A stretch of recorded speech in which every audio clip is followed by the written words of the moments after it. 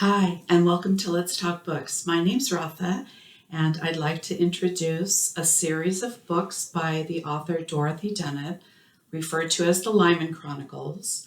They follow a minor Scottish nobleman, Francis Crawford of Lymond.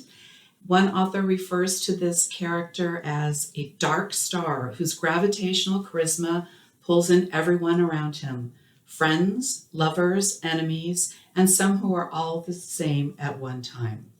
We see him through a kaleidoscope of viewpoints over the course of 6 dense, continent-spanning novels.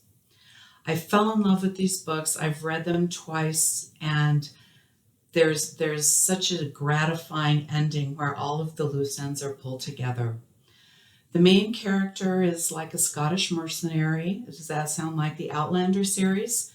Well, there's something else that's like this, the Outlander series, in that the BBC has recently picked this series up for production along the scale of Outlander, and she has companion novels, as Diana Gabaldon has as well.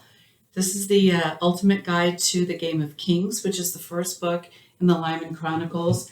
And then Elspeth Morrison has the Dorothy Dunnett Companion, which covers all of her novels, her historical fiction novels. She's written some mysteries as well. I hope that you're willing to tackle this during the cold winter months. It's something that you could log for your winter reading program.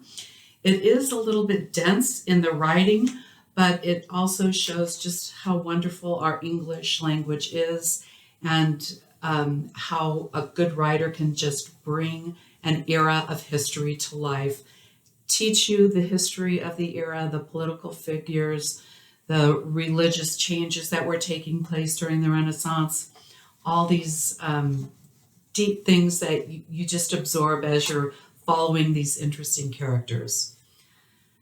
Anne Malcolm of the New York Times has identified what it is that makes her work special. She says that the novels are unusual in their erudition. Dunnett's characters are apt to address one another in quotations from Renaissance verse in several languages generally untranslated, and the ground is thick with classical allusions.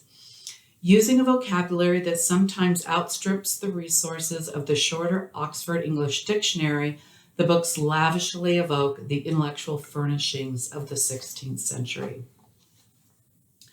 I hope I haven't scared you away, but I did want to be honest and say that this is really not a beach read, but if you're a fan of well-written historical fiction, this is a girl for you.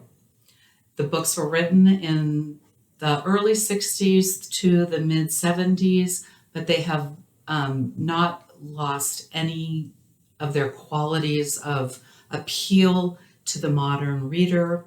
I hope you'll just, if you can get through the first one, Game of Kings, I think you'll easily get through the rest, and then hopefully tackle the House of Niccolo series too.